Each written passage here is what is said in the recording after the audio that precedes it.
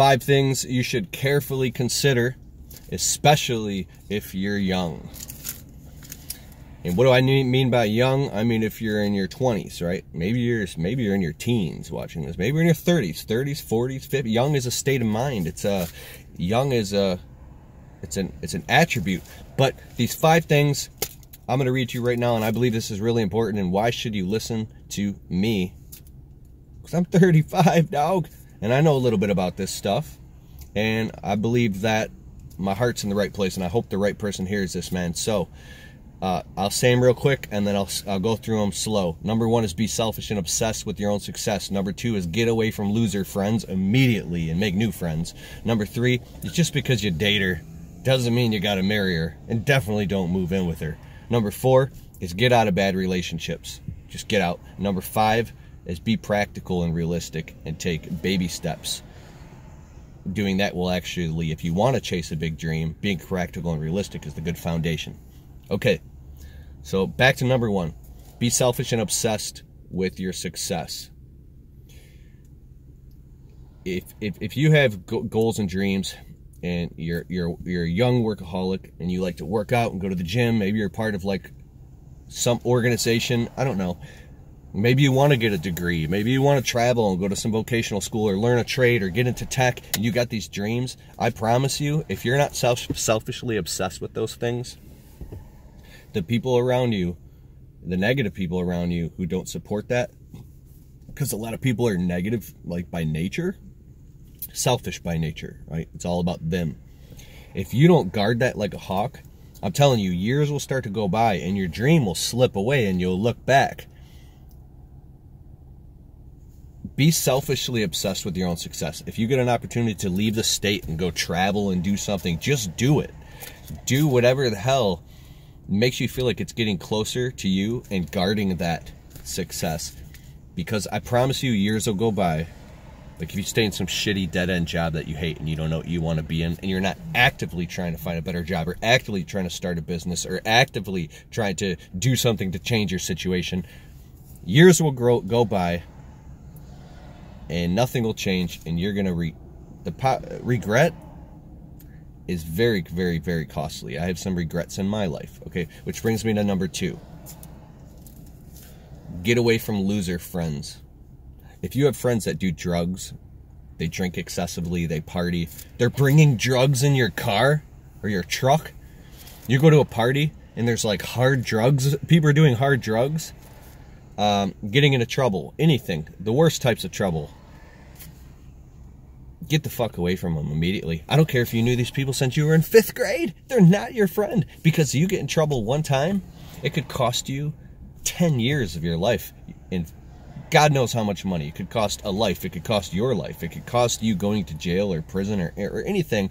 That a decade of your life will go by and you'll look back fighting to get out of that situation, and you'll be like, that wasn't worth it. I could be in a completely different place in my life right now if I didn't make that stupid ass mistake. So these people aren't your friends, and you're better off being alone than being with somebody who's a loser and doing drugs. And if you do drugs, you got a friend you do drugs with, get the fuck away from them. They're not your friend. You have a bad chemistry. Make new friends. I mean, period. That's all there is to it. I'm not talking about weed. Weed is like, I'm talking about drugs, man. Okay, so brings me to number 3. Just because you date her doesn't mean you got to marry her. Okay? And definitely don't move in with her. Okay, so I understand there's life situations, scenarios. It's economically tough. If you're not making a lot of money yet, you might live with somebody that you're dating. But don't get it twisted in your head. Just like you're living together. Like, you know, I believe in God, and I believe in soul ties. Like if you're not married to somebody and you're sleeping with them, you're creating these soul ties where it's twisting your perceptions and your reality to thinking that this is real, right?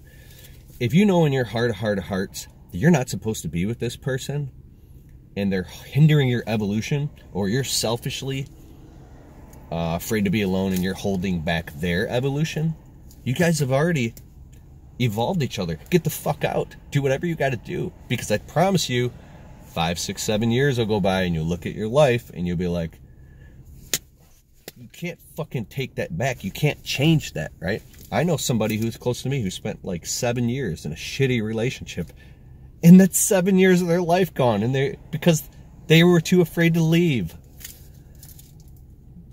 Get out. You gotta go. You gotta have that conversation, and you gotta get the fuck out, dude. You gotta get out. If you know that you know, right? And I'm talking about like a healthy marriage, which is a good foundation where you're like, you know, you're evolving each other constantly and consistently in a positive way, right? I'm not talking about that. I'm just talking about like dumbass relationships that are holding back you from being selfish and obsessed with your success, right? And getting away from loser friends. Okay, so number 4, get out of bad relationships. Same thing. This doesn't even have to be an actual relationship with somebody you're dating or in a relationship with. I'm talking about like your own family, your own people that you think are your best friends. If you've got a bad chemistry with somebody and you're going to need to spend 2-3 months or 2-3 years away from that person because maybe you're not mature enough, or you don't have the capacity to draw your line in the sand and develop a really strong, healthy boundary, and you need to find yourself.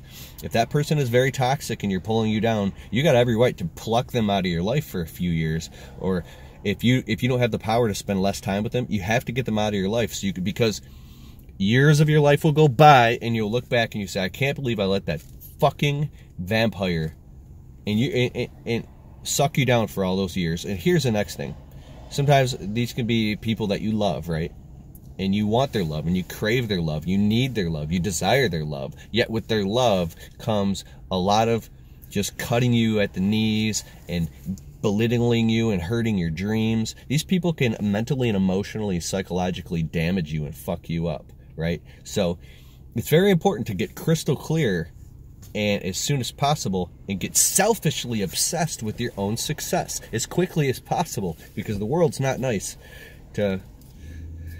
Well, the world's not nice, but the world can be beautiful and your dreams can come true. I'm telling you that, which brings me to number 5 is be practical and realistic and take baby steps. Now, I'm not talking about you need to be realistic. No, I'm talking about like if you want to chase a dream, but you're not realistically and practically setting up the structures and the habits in place and the boundaries, getting rid of negative people, being obsessed with your own success, getting away from loser friends. If you're not doing even those things, like, and you think one day you're going to be in a fucking Lamborghini, like, it's not going to happen. Another thing about being practical and realistic, say you want to have a great physical physique. You want to work out and become extremely in well shape. Yet, you don't even, like, go to the gym. You work out at home in your basement, like, a day a week, and you do it half-ass. But then one day you go to the gym, and you see these people who are, like, really actually seriously committed to their physical health, and these people are just in phenomenal shape, and you're like, oh, you know, if you want to be successful in business, get around other business owners who are really doing it, and they're in the grind and the hustle every day, and they're those conversations, you know, get in that environment. That's one thing I mean by being practical and realistic and taking baby steps. If you think all of a sudden one day the clouds are going to part and then this big blessing is going to come on you and you're just going to be bawling out of control, unless you're like the 0.01% of people that are so incredibly talented, they got a really high IQ, or maybe they can sing and play the guitar so amazing that everybody around them, not just their friends and family, but like even strangers are like, oh my, like you're freaking incredible. Like, or you're so good at talking to people and selling and convincing and connecting with people that it's just obvious that you would crush it in sales, right? If you're like, so I don't have to go on and on. You can extrapolate any of that. But what I mean is be practical and realistic, which means get in the environment around the people who are already doing what you want to do. If, you know, and don't smoke your own brochures and fill your own head with bullshit and smoke. You know, I used to do that when I was younger. I was in debt. My life sucked so bad. And I didn't realize I had the world by the balls. I didn't even know it. Because I was in my early 20s. And I literally was thinking that one day I was going to just things would open up for me and I would become rich. I mean, it's probably not going to fucking happen. And so if I could go back and speak to my younger self when I was like 21, 22, 23, I would grab myself by the throat and I would bitch slap myself for like 4 hours straight till my whole face was red. And then I'd bitch slap myself from like the other side until like both my cheeks were beet red. And I was crying. And I'd be like, you fucking idiot.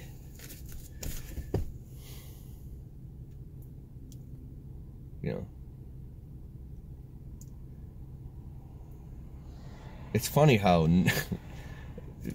when you're naive, you know how they said, not beauty's in the eye of the beholder, ignorance is bliss. It's true, because some of the most amazing times in your life, I mean, I never got into drugs or alcohol, but I was at the club once with my friend, and we were pretty drunk, and I think like Akon or something was playing. I see you whining and dining, and I go up in the club and there's like, you know, 1,000 people dancing because I lived like near these nightclubs, and I don't know, I had some good times with my friends when I was younger, and when you can completely let go and just really have fun, and you're living that like high type of like nightlife, and you think that like you feel like you're the shit, and it's like the best feeling in the world. I think those times are really important.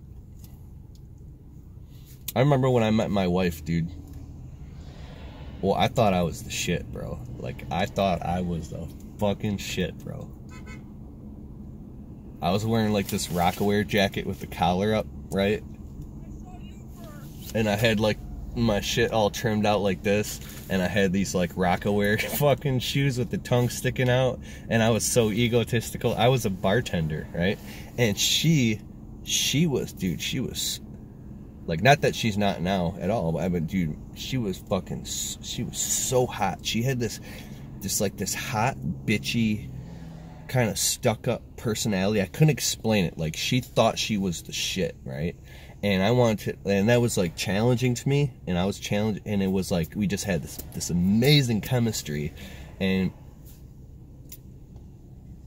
I don't know, I'm going off track here, but it's interesting. My wife and I actually we were really close, and we kind of grew apart, and it was tough, and we came close, grew apart, and now we're really close again. And I think that's what's really cool about marriage, is that you can evolve together like this, because no matter what, and I think sticking things out, being realistic and being practical, you know, you can, so there's the dichotomy, is when is something, or a business or a life circumstance, saying get the fuck out completely, and then when is, how do you know? Let me know in the comments below. When do you know is something that you should stick with it and see this thing out until it really blossoms and blooms, and have patience? Gary Vaynerchuk, he said there's a thin line. Excuse me. He said there's a thin line between persistence and delusion. There's a thin line between persistence and delusion. How do you know whether you're in a relationship, whether what? I'm going to end this video. It's Keith Kalfas. Thanks so much. Hit the subscribe button, thumbs up. Let me know in the comments below. My friend, I wish you the best of success. I wish you a phenomenal year. And stay on that hustle, dog. Later.